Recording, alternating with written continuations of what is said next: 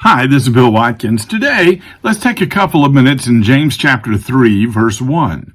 Not many of you should become teachers, my brothers, for you know we who teach will be judged with greater strictness. Teachers had a tremendous responsibility and privilege in the early church. I remember in Acts chapter 13, verse 1, it was the prophets and the teachers who sent out Paul and Barnabas on that first missionary journey.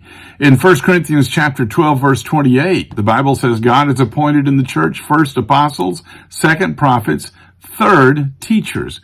Behind the apostles and prophets were the teachers. Apostles and prophets were always traveling from one church to another, but a teacher stayed there and generally had the awe-inspiring responsibility to bring people up in the nurture and the admonition of the Lord.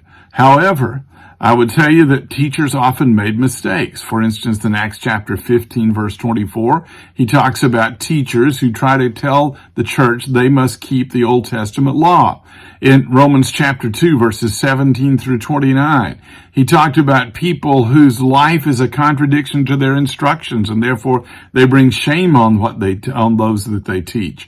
There was those who tried to teach before they knew anything. 1 Timothy chapter 1, verses 6 and 7. And then in 2 Timothy chapter 4, verse 3, he talked about the time would come when people will not endure sound teaching, but having itching ears that will heap for themselves teachers to suit their own passions. So there were those who simply taught what people wanted to hear. But he says, no, that's not what you need. Two dangers to avoid. Number one, avoid giving your opinions or your prejudices. Teach only the truth.